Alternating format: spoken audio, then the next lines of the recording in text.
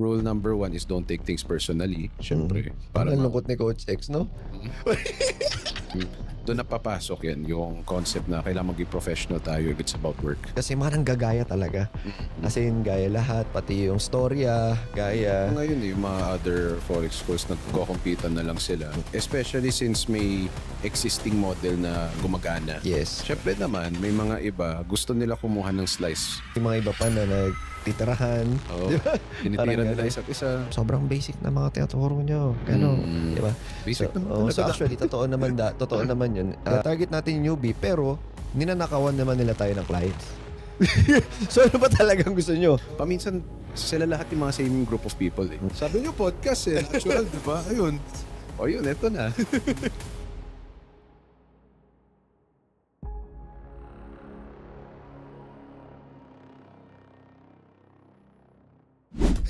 Welcome sa Jobcast, Coach X. Sa Ayan, Coach X. So in 1 to 2 years ng TMT, ano yung pinaka na-excite ka? Okay, so for the longest time kasi doon sa TMT, ang ginagawa talaga natin is building yung foundation ng yung standard ng education sa trading in the Yes. Philippines, hopefully sa buong Asia. So in the next 2 years, since may foundation na tayo, ang daming pwedeng gawin and daming pwedeng i-build upon yung foundation na yan. Like for example, reaching out sa ibang bansa. Ayan. Isa din yan. Kasi, wala pa talagang nakagawa ng standard type of education na kung ano dapat, saan magsisimula and all of that. So, I believe yan yung magiging isang advocacy ko. Correct. Also, may reaching out sa mga companies din. Why not, 'di ba? Tama. Tsaka, may plans din tayo to offer more trading opportunities na pwedeng ibigay sa students natin. Okay. So ang goal talaga natin kasi parang maging university yung structure talaga ng TMT, no? Na pag, let's say, nag-graduate ka sa TMT University, talagang sobrang daming opportunities paglabas mo, no? Oo. And then syempre, quality yung mapoproduce. Di ba? Not just nag-graduate ka lang for the sake, pero sobrang quality. Ibig sabihin na meron kang background sa kahit paano sa economics, di ba? Sa statistics, ganyan, di ba? And syempre, pinaka-favorite natin yung trading psychology. Sobrang okay yun. Kasi as a trader din, pagka-graduate, ang gusto talaga natin maging well-rounded talaga Yes, sila. oo. Ayun. And pwede nilang gamitin yan for parang i-boost yung career nila. Yes, and talagang magagamit nila para maging financially free. 'Di ba? So, hindi ko lang alam. I think meron naman syempre ng mga ibang school or academy na talagang focus talaga nila is maging financially free ka. So, gusto ko talaga maging isa tayo doon. 'Di ba? So, not just earning money, pero multiplying it. And then at the same time, yung ma-open din siya sa public. 'Di ba? Kasi usually mga mutual funds natin ngayon 8%, 10%. So medyo nagiging baliw lang ako na gusto kong itaas talaga yung standard into more than 10%, 15, 20%. Mutual funds nga, actually less than nga paminsan eh. Depende din kung anong klaseng fund. So actually may mga model na ganyan existing. Yung ano ulit yun pangalan nun? Nakalimutan ko yung name, no? Pero yung structure nila is meron silang university, pero stocks yung nila. I just forgot yung name eh. Stocks. Oo, na-share mo sa akin yun. Oo, nakalimutan ko pangalan. Pero ayun, stocks yung nila. And then after that, pag nag-graduate ka, meron kang chance to work as stock trader doon sa yung pinaka-broker nila. So ang ganda sa kung may ganyan din yung TMT kasi mas maganda yung kaysa sa stocks. Yung stocks kasi bagal, honestly. Yung forex mas mabilis. So I think mas kayang i-hit yung higher yield per annum. Correct. Oh, saka on the way na rin tayo, 'di ba? Nil-launch na natin yung TMT Elites. 'Di ba? Tapos meron na rin tayo, nasa process pa tayo yung automated trading, Oo. 'di ba? So I think marami nang gumagawa rin sa Philippines niyan, pero kami nasa research and development pa rin. Tapos ite-testing pa natin kung paano talaga siya gumalaw. Kasi for sure may mga drawdowns and ano yung behavior niya sa mga drawdowns, ganun. Para hindi nagugulat yung mga investors if ever. So I think yung isa sa maganda na pwede natin gawin din for automated trading is that kada robot, siguro yung robot tawagan natin, kaya rin natin kasi explain kung paano gumalaw yung robot. na hindi lang, may PNL, yung historical. Kasi yun yung usually pinapakita, yung back-tested, Correct. tapos yung... Pero kasi the problem with yung style na yan is that hindi alam ng tao kung paano yung galawan ng robot. Correct. So, masaya tignan kapag nagpa-profit, pero paano yung mga downtimes, di ba? So, I think very important din na, kumbaga, even before mag-avail ka ng robot, medyo sophisticated na. May talaga. idea ka na. So, nandyan yung education and then gusto natin na yung product, yung robot na yun, pwede talagang i-explain ng buo to people who Yes, want to oo. invest. Oo. Kasi usually, tama ka nga, pag nag-drawdown, tapos walang idea kung ano ba talaga yung strategy ng robot, nakita mo lang nag-backtest siya tapos profitable. So baka hindi siya long term, baka mag-out ka lang agad, di ba? Oo. Tapos, kasi wala kang confidence kasi hindi na-explain sa'yo. So para ka rin nag-invest blindly. Di ba? Sabi nga nila, huwag kang mag-invest blindly into something that you don't have knowledge about. Tapos kunyari, wala kang alam sa market. Sabi ng kunyari, provider, well, may profit dito, may profit dyan. So kung nag-invest ka dyan, wala kang alam sa market, edi kapag nagkakaroon, I think ito yung problem din sa sa industry. Masyadong nakafocus ang tao sa profits. Hindi nila nakikita yung possible risk, which I think very important yan. Yes, Kailangan nila oo. matutunan yan. Correct. Even before. Parang ang saya pag profit, pero akala nila puro birthday. Oo. Iyakan kapag pag loss. Pero losses are part of it. Hindi lang Correct. natin matanggal. Oo. Actually, pag nag-research kayo, yung mga nagte-10% talaga na annual yield, nag-drawdown talaga sila ng 20%, minsan 27%. So, para makuha yung ganun. So, low risk lang sila, pero ayun nga, may mga talaga, kahit na average sila 10% a year, may mga ganung drawdowns pa rin. Oo. So, maganda malaman nyo rin bakit. Diba? And also, I think, important din na style ng robot, whether it's a robot or anything, align doon sa risk appetite mo. Correct. Hindi pwede yung hindi. Otherwise, Oo. may expectation ka. So parang, ano ba yung mga example niyan, Coach X? So for example, aggressive ka. Di ba? Gusto mo araw-araw may trade, yun pwede. Yun. So, pero kung aggressive ka, tapos once a week lang yung trade, mabobore ka. Pull out ka rin. Oo, hindi ka magkakaroon ng confidence doon sa EE kasi may mga tao kasi yung motion equals progress. So gusto nila makita everyday, ganyan. Kahit may talo, okay lang. Basta may makita. Basta makita nila na may trade. Feeling nila pag walang trade, di nagtatrabaho. Yun. So I think important is before mag-invest, kailangan, siguro yung provider na yan, kailangan i-assess muna, like yung ginagawa sa mutual funds, di ba? Ina-assess muna nila yung risk appetite ng investor. Correct. So yan, very important. I don't think ginagawa kasi yan usually.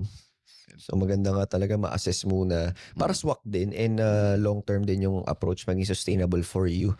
'Di ba? And ayun, usually kasi syempre hindi ko naman nila lahat, no. Usually na mga nagro-robot is sa rebates talaga sila kumikita, 'di ba? Sa rebates sila kumikita kaya well, again, di ko nila lahat, no. Pero yun, everyday may trade, may trade, tapos pitik-pitik yung mga trade nila. Diba? So, make sure din alam mo yung pinag-investan mo. Diba? I'm sure meron namang iba talaga na malulupit na mga EA. So, kailangan mo lang silang hanapin talaga. Yung cool part dun sa kasi kapag, for those na hindi pa nakakaalam, kapag nakakapasok ka ng trade, meron ka rebates agad depending on the lot size. So, kung sobrang daming trade per day, imagine lang ilang rebates yun. Ang laki nun So if yung robot is really forced na maybe every second may trade, rebate machine. Correct, oo. Tsaka may mga EA din na peke, yung mga scam. Ayun. Yung hindi legit yung PNL. Ayun, isa pa Diba? yan. So, magulat ka na lang, sunog na account mo. Yung pala matagal lang ginastos yung account mo. Peke na lang, demo account na lang pala yung ininvest mo. So ito, interesting question din. Speaking of EA, meron kasi na lumalabas AI. Yan, So, actually, kailangan ko pa siguro i-research. Pero hindi ko alam kung may idea ka. May difference ba kaya yung AI tsaka yung EA? Oo, kasi yung EA, parang EA kasi rule-based Diba? So, pwedeng indicator-based, pwede rin yung mga patterns or mga itsura ng mga candles, ganyan. So, pag AI kasi, natututo sila Oo. 'Di ba? So hindi pa ako nakaka-experience ng gano'n na hindi Mm. scam. So basically, yung AI na sinasabi mina-market, EA lang din yan na iniba yung pangalan. Puwede, 'di ko alam, eh, hindi ang nakita ko lang na AI is yung, parang nagse-send ka lang ng, analysis mo, Mm. tapos may mga sasabihin sila, may mga explain sila or puwedeng sila Mm. mismo naglalagay ng mga supply demand levels. Mm. Pero ang pinakagusto ko sana 'pag AI, Coach X, is Mm. natututo siya mag-isa. Kunyari based sa Mm. season, ganyan, Oo. based sa 'di ko alam, based sa kung ano nangyayari sa current trends, current events, Mm. gano'n. Mm. So, yung ano, hopefully, sa future ng AI, hindi ko alam kung aabot tayo diyan. Pero feel ko, oo naman, lahat tayo meron tayong AI literacy. And then ang mangyayari diyan is traders, kaya niyang turuan yung AI na i-execute yung trading plan. Correct. So magiging advantage niyan is that yung AI, tama nga, wala siyang emotion. So if kunyari ako, trader ako, marunong na ako mag-trade, meron akong solid plan, turuan ko na lang si AI, siya na bahala magbigay ng setup. Correct. Yun. Pero I think kailangan ng process Correct, sa oo. pagtuturo kasi hindi agad-agad matutunan ni AI yan. Tsaka based din sa experience natin, Coach X, hindi pa gano'n kahinog Mm. yung AI. Parang di pa nila masyadong parang di pa swak yung mga supply and demand levels, Mm. gano'n. Tapos kahit turuan mo siya ng, TP level, SL level, hindi pa rin gano'n ka-accurate. Mm. So, kung meron man kayong nakita na parang gano'n na accurate, sana comment kayo. Kasi ako wala pa akong nakita, marami na kaming na-try. So, ChatGPT. ayun. Actually, hindi nga rin, nahirapan nga rin si Hindi siya. ChatGPT. Oo. Si Gemini hindi ko pa na-try. Pero yun, sana magkaroon ng gano'n kasi sobrang papadali niya talaga yung trabaho ng mga traders, 'di ba? Yung maging ano lang kasi dyan is since yung AI, historical talaga yung data niya kaya niyang i-process and then Yes. integrate. If magbigay tayo ng trading plan, yung sarili nating trading plan, kailangan paulit-ulit talaga mo siyang turuan until kaya niyang mag-isip on his own based on yung pag-analyze niya ng market. Kasi pa iba-iba din May yung nakita ka na bang AI? May na-try ka na? lahat kasi ng AI na nakita ko, parang EA din eh. Ah, So parang anong nangyari, iniba lang yung so letters. parang marketing lang na AI? Parang ganyan. Siguro there are some Iniba lang yung aspects na letters? Iigin ng AI? oh, di ba? EA ayaw. Siguro maybe may aspects ng AI na ginagamit. So baka may nasaksak dyan na ChatGPT somewhere. Pero parang same yung concept ng ano na parang may rule base, may algorithm and then fina-follow lang na rinse and repeat. So ako, one of the things kasi na very high beliefs sa ano sa trading is that uh, sa trading meron tayong internal analysis and external. So pag sinabing internal kasi yan yung trading style mo, your psychology, whatever. So yan yung puro sa'yo. Then meron tayong external. External meaning behavior na market, yung mga economics na nag-affect ng market, yung sentiment, kumbaga buong feel ng market. Yung EA kasi trained siya to follow yung sayo, yung Correct, internal. oo. Pero wala pa ako nakikitang EA na kaya mag-feel ng ground ng market. So parang ang nangyari dyan is apply siya ng apply ng strat na training mo or in-input mo, pero hindi niya alam kung talagang applicable yung strat na yan sa current external na market conditions. So kaya madami nasusunugan and madaming nagpa-profit ng todo-todo in certain conditions. Pero since walang yung EA, wala siyang hindi niya kaya ma-feel yung ground, kahit hindi dapat na conditions, pinapasukan yan pa ng trade. Correct, So oo. that's what nakita ko. Kahit sa AI, ganyan din eh. So wala Actually, pa. dun din tayo na actually dun din tayo na nagsunod-sunod yung talo nung may tinatry tayo na EA. Mm. So, parang nung nag-sideways, ay actually nung trending, sunod-sunod panalo, nung nag-sideways, 'di ba, kunyari ang bias niya is buy, biglang buy, tapos biglang gaganon. Mm. Tapos nagsisell biglang gaganon.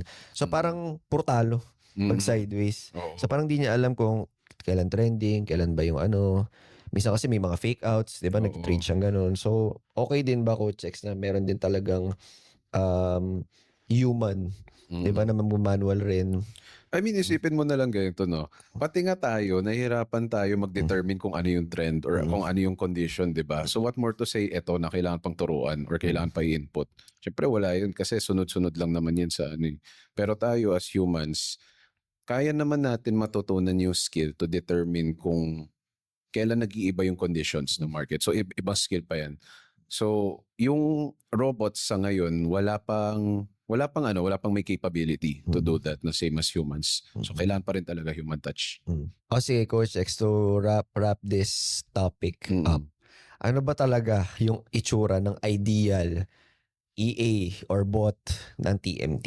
Okay, sige. Napanood mo yung sige, ito na lang. Alam mo yung Iron Man, di ba? Jarvis.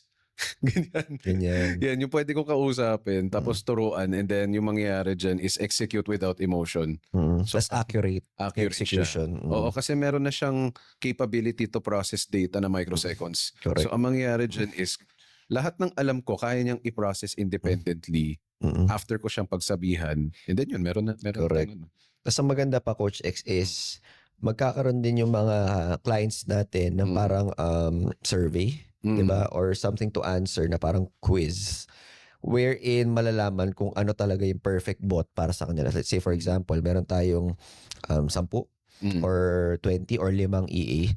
Tapos input lang nila, gusto ba may trade everyday or gusto ano ka ba, conservative ka ba, aggressive ka ba, willing ka bang ma-lose 50% of your money or 80% or 20% lang. So para lang malaman natin. Tapos ang maganda pa ron, pag nalaman natin kung ano siya, i-explain lahat ng mangyayari. Oo. 'Di ba? So kunyari, itong bot na to is hindi siya magte-trade everyday kasi sabi mo ganito ka. So if napunta ka sa point na bored ka, na feeling mo walang ginagawa, ito lang siya. Naghanap lang siya ng perfect setup, parang ganun, 'di ba? Oo, tapos ito yung cool part doon sa AI na bot, kunyari may Jarvis tayo. Kaya niyang mag-input ng several strategies. Unlike tao kasi, pag nahanap na natin style natin, ang hirap mag-switch ng strategy kung nag-iiba yung market conditions. Pero if meron tayong Jarvis, kung ano yung gusto ng client, kaya niya i-pull out yung strategy niya sa database, and then okay, based on your survey, ito yung strategy na bagay sa'yo.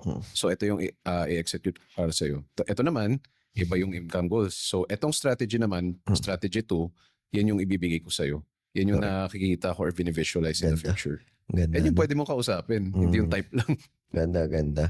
Tapos pwede rin para tayo may app na, for example, tapos ka na sagutin yung survey, pwede rin na may portfolio din na let's say 50% aggressive, then 15% hindi masyado, then 25 or whatever. So makikita mo siya sa app mo na ito na yung mga P&L mo per bot. Diba? Fully sa future, may ganyan. Push natin. Anyways, nagtatry pala kami ni Coach X. So marami kami kausap ng mga developers. And may mga tinry na rin kami na hindi masyadong nag-work. So if isa kang developer and you think you have the experience, siguro PM mo lang ako or yung 30-minute trader na page para pwede natin pag-usapan. Also, if meron pala kayong alam na magandang EA or AI na gusto ipa-testing, diba? Comment nyo lang sa baba para ma-check natin. Preferably nagsasalita. So, Coach X, sa tingin mo, gaano ka-importante yung culture ng isang company?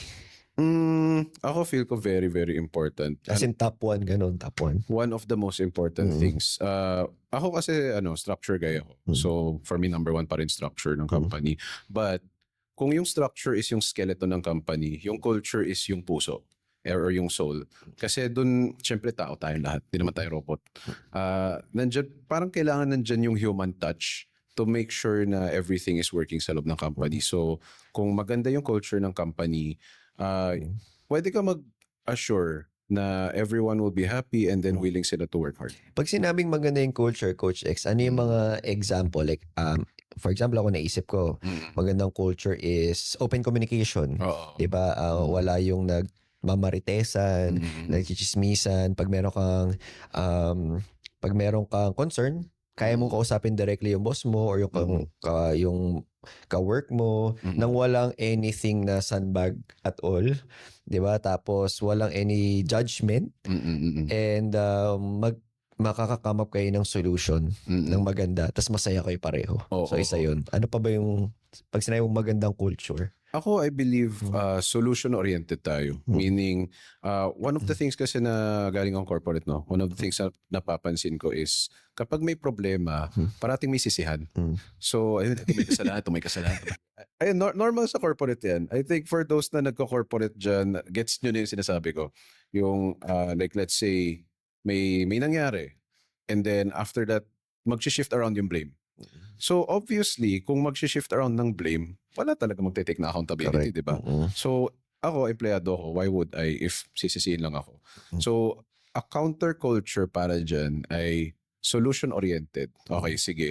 Ano yung may nangyari? Ano yung root cause niyan? Okay. After the root cause, sige, anong gagawin natin?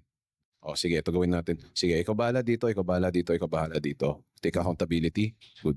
Yun. Parang yan yung nakikita ko kasi pag nagsisihan din, parang medyo waste of time. Correct. So maganda meron tayong real life example. So ano yung mga example nun? So ito, since nag-work ako ng corporate before, no, one of yung stories na naalala ko back then, nag-work kasi ako sa content manager for company na medyo BPO style. So, ang pinaka trabaho ko dyan is, yung pag-create ng vlogs, curate ng mga blogging campaign. So, ayan, ginawa ko siya. Ngayon, ang pinaka-metric na binigay ko or pinopost ko was yung brand sentiment. So, yung parang kung maganda yung naging feedback doon sa company, ganyan, because of yung mga blogging. And then, ang nangyari kasi is, hindi nabo-boost yung sales. Kasi branding eh. So, ang nangyari dyan is, sinisi ako for that. So, parang, ba't mo sisisihin kung ano yung sales? Hindi ba dapat yung sa sales department? Bakit sa branding ka sumisi? Ayan. So, for me naman, dahil dyan, parang mali yung tinira. So, it's like, I'm not gonna take accountability for that, di ba? Pero if like, let's say, naging solution-oriented. So, for example, okay, yung sales hindi hindi tumaas. Okay, branding, ano yung pwedeng gawin para mag-collaboration na lang tayo instead of magsisihan tayo. Diba? So, ang nangyari sa pagsisisi ng mga departments, nag-waste kami ng 30 minutes sa pointing fingers lang. Which, Tapos nagkasambagan pa kayo. yun. Tapos yung nangyari din, dito ako, tapos nag-initan din kami ng ng kabilang department. So, wala, hindi siya okay. Yung ganun. Okay. Isa pang magandang nakikita ko sa culture natin is kapag work, as in todo work talaga. Oo. As in lahat naka-game face on, lalo na pag mga events or kung ano man yung kung may department na may kailangan, ganun, as in game face on. Wala talagang meetings, diba, events and everything. May mga trading, ganyan. Pero kapag naman nasa labas, for example, nag-bonding tayo sa M Grand or nag-bonding tayo ng Hong Kong, talagang todo friends lang. I think important yung distinction kasi siguro yan yung kulang din sa tao paminsan, yung compartmentalization. So for example, kapag nasa work ka, work stuff, work hours, talagang meron kang hat na dapat kang sinusuot. Hat na work hat. Tapos kapag tapos na yung working hours, doon na yung pwede mag-inuman, Ayan, pwede maging normal, yung usual. Ayan. Yan yung siguro nakikita kung hindi pa na-master din ng tao, pero something na very important and kayang i-build yan ng culture, kayang encourage yan ng culture.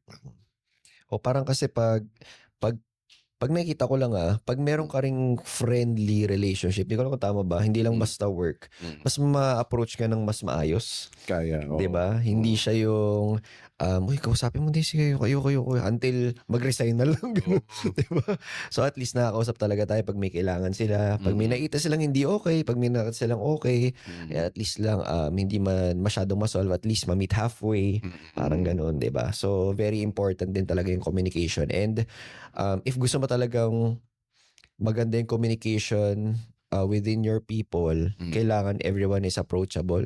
Hindi pwede may nasabi lang yung isa na sandbag ka na, sumigaw ka na, nagalit ka na. Syempre hindi na lalapit next time yan. Di ba? Siguro yun. Some of the things ay rule number 1 is don't take things personally. Syempre. Parang lungkot ni Coach X, no? Ano yan? Parang lungkot ni Coach X. Parang dahil mo naalala. Sabi niyo podcast natural, di ba? Ayun. tayo mong Sabi niyo, 'di ba? naalala. Ayan. Sabi niyo, 'di ba? O yun, eto na. Sige. Siguro one of yung rules dyan is we don't take things personally. That's one. And also, don't make things personal. Mm. So, yung for the receiver, syempre don't take things personal. Tapos sa mga magbibigay or sasalita, wag mong gawin personal naman yung attack. So, if it's about, professionalism, doon na papasok yan, yung concept na kailangan maging professional tayo if it's about work. Correct. Oo, ganda, ganda. Tsaka favorite ko rin is we maximize our strengths and we complement each other's weaknesses, no? So, hindi pwedeng, for example, si Coach X, strength niya talaga mag-isip, ng structure and everything. Hindi kita pwedeng i-force, for example, galingan mo sa social media, parang ganun, or hindi ko alam, di ba? So, we can't force something kasi added energy talaga yon. Plus, di ba, mawawala ka dun sa genius mode mo. Di ba? So yung actually ako nga personally, no? Yung strength ko talaga is creating structures, innovating kung paano yung sistema, ganyan. Pero try mo ako i-push mag-motivate ng tao na hirapan, no? Kasi nag-iisip talaga ako in terms of yung mga shapes, ganyan. So ang mangyayari diyan, coach na kunyari sa student, coach, di ko alam anong gagawin ko dito.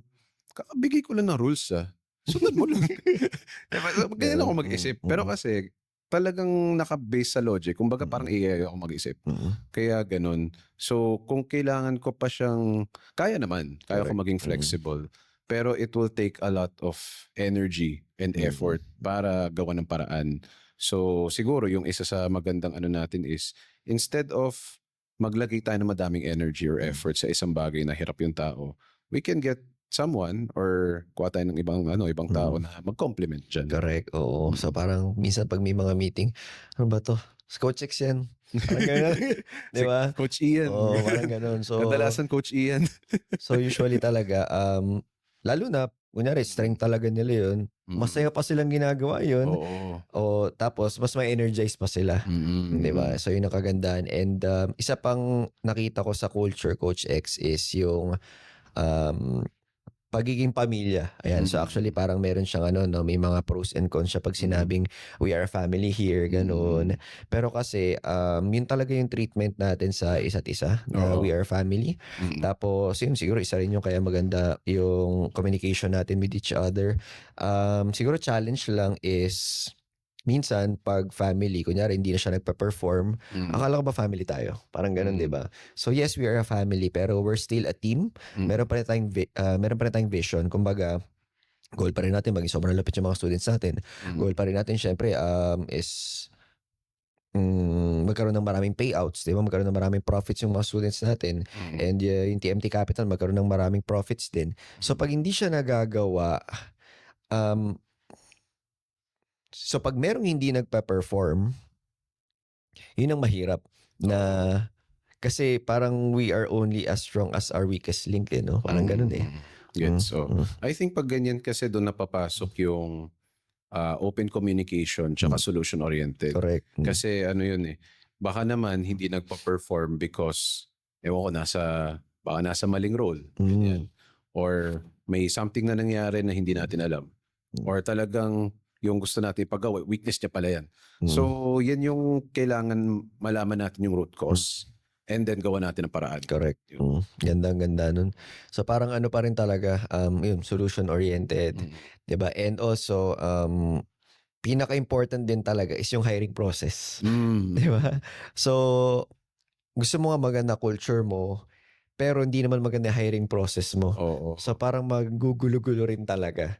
So very important na same energy ng ikaw natin, di ba, ng mga tao, lalo na yung mga ka-workmates niya, department mates niya, yung tao na yun.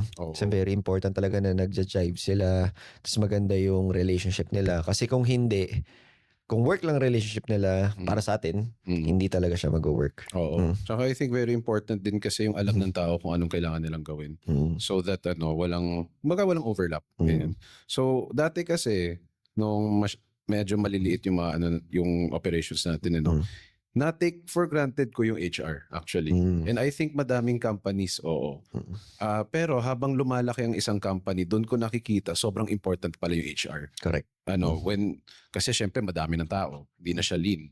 Ang mangyayari dyan is, may kailangan na tao dyan who can structure the company in a way na hindi magkakagulo sa mga job description, sa mga kung anong kailangan gawin, and syempre sa mga concerns ng mga employees. Yan yung talagang kailangan ng HR. And syempre yung hiring process din. Ayun. So one of the lessons din is important ng HR. Very important ng HR. So shoutout sa HR natin, si Tito FJ. Wash out. Speaking of hiring, in which? meron tayong hiring. Number 1, community manager. Kailan sobrang may experience ka na as a community manager, kaya mo mag-gather ng mga tao.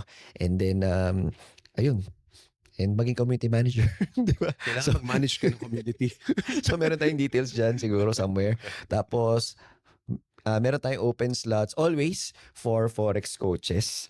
And then, meron tayong open slot for portfolio manager or consultant. Yes. So syempre we make sure na maganda talaga yung culture and everything. And parang dati nagka-experience tayo na tinatry natin talaga na maging masaya sila, na maganda yung culture, na naabuso talaga. 'Di ba? Yung iba muna hindi papasok, ganun. 'Di ba? Or laging late. Ganun. Kasi syempre mabait tayo. Pero ayun, I think pinakaganawa natin ng paraan with that is simula pa lang, ayusin na. Lagyan na ng systems. Pag late, ganito. 'Di ba? Or pag hindi nag-perform, ganito. Anong gagawin? Ganito yung evaluation process, ganyan. Kasi kapag hindi siya nagagawa ng paraan sa simula pa lang, dagdag, ang mangyayari is, paano ba? Bigla na lang ba siya alisin? Parang ganon, 'di ba? Or bigla na lang, ang dami na palang problema.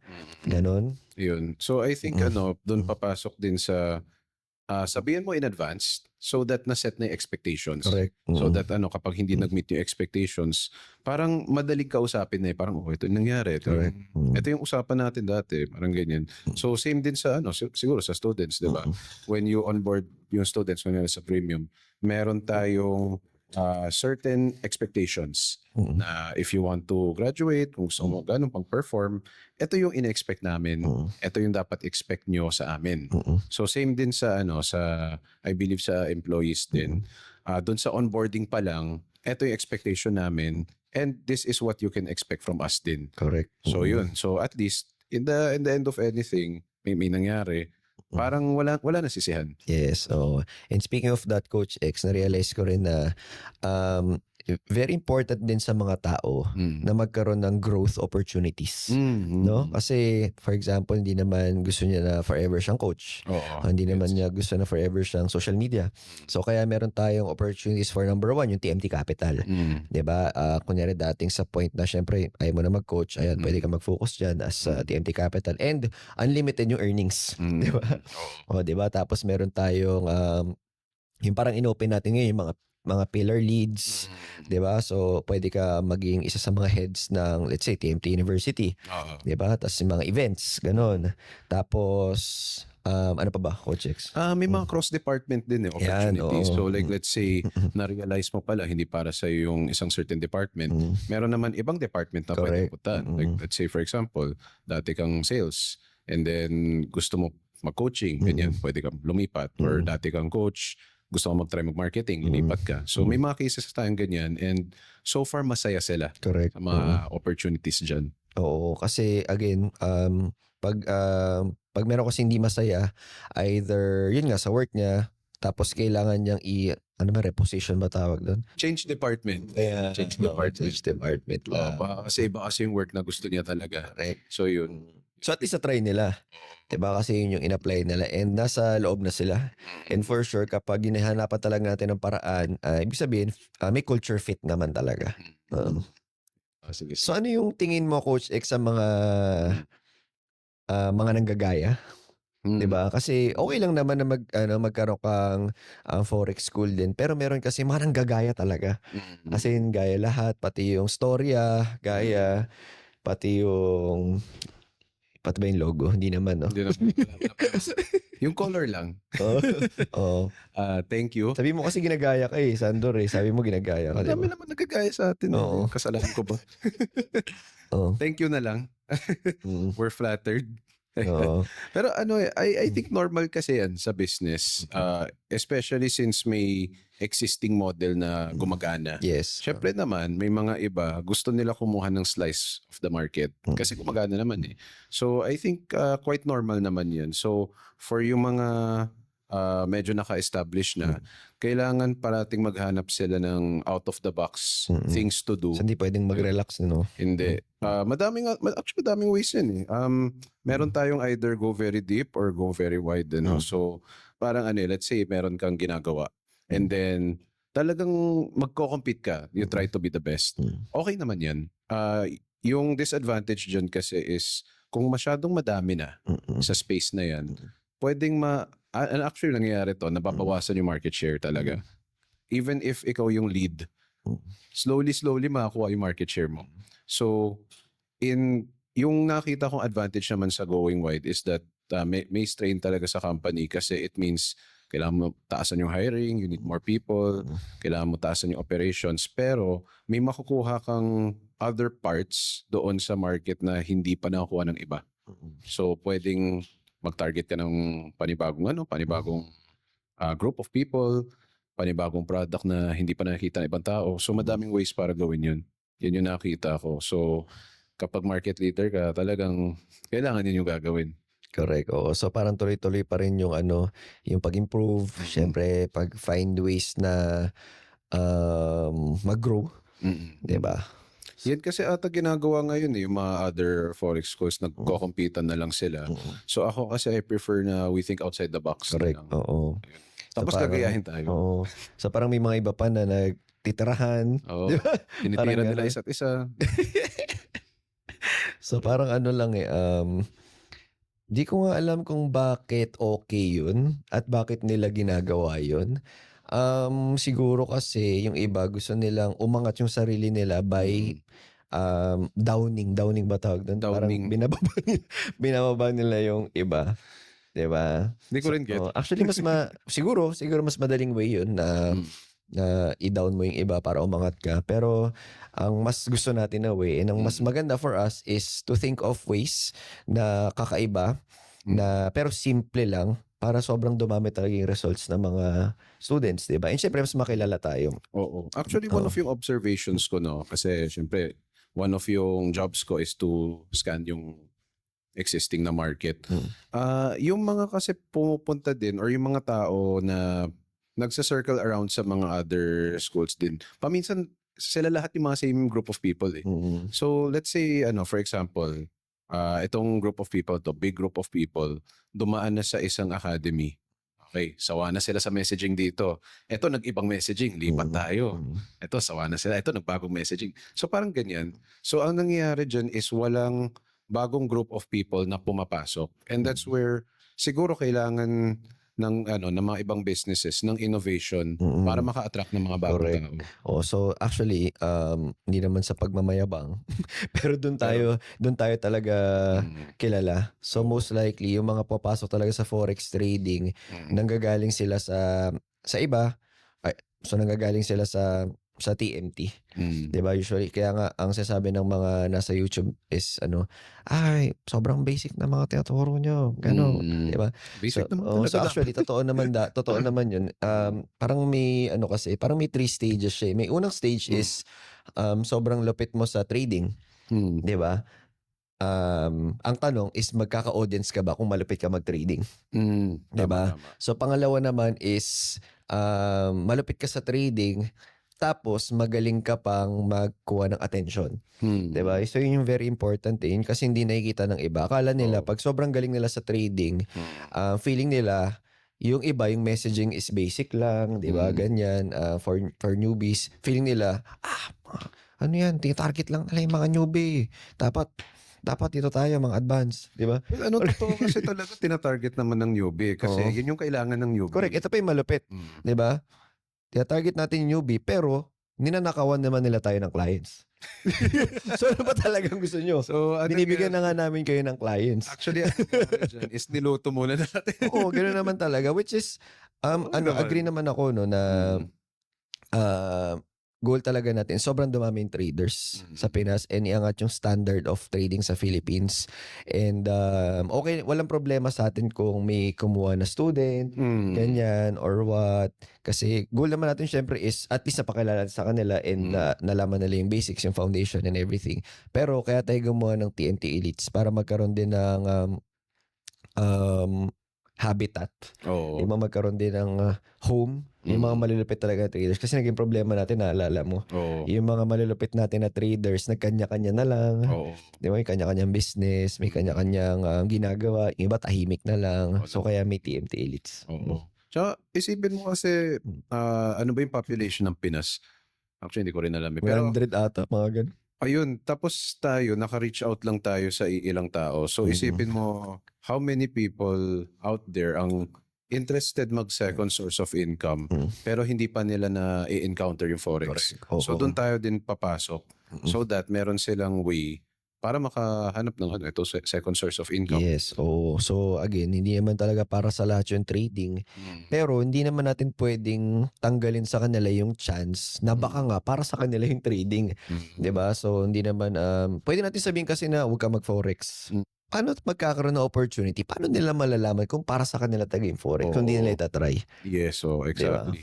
Ano kasi parang siguro isa yan sa mga weakness dito sa Philippines na masyadong nakikinig ang tao sa ibang tao na and hindi pa nila natatry. Correct. Ayan. Actually, mas nakikinig kasi sila sa negative. Oo. Kasi parang, syempre, eto, for example lang, meron kang kaibigan and then after that, sinabi mo na gusto mo mag-try ng Forex. Sabi ni kaibigan mo, wag dyan, meron akong friend na nasunugan sa Forex. Kaya hindi mag-work yan, hindi siya sustainable. Pero may mga reasons kasi kung bakit nasunugan yung friend niya.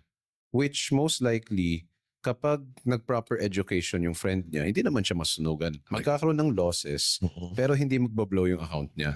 That is, siguro ang nangyari dyan is, yung ikaw, should be open enough to at least try. And then at least kung nag-try ka, tapos hindi nag-work para sa'yo, feeling mo masyadong sakit sa ulo, ganyan. Eh di, doon ka mag-stop. Pero at least nag-try ka. I think yung important part lang. Correct. Oh. And ang kagandahan pala, Coach X, no, isa rin sa pinaka gusto kong ginagawa and ginagawa natin sa TMT is hindi man sila magtuloy sa trading, na-instillan natin sila ng growth mindset. Diba? And syempre yung mga principles natin, like yung pag-improve, yung test and verify. Diba? And na pwede talaga yung maging financially free. Diba? And hindi mo kailangan maging sobrang komportable sa buhay mo kasi meron pa talagang more sa buhay mo. Oo. And siguro, yung gusto ko talaga sa Forex actually is yung mga lessons na matutunan mo sa Forex, pwede mo siyang gamitin everywhere else. Every aspect sa buhay mo.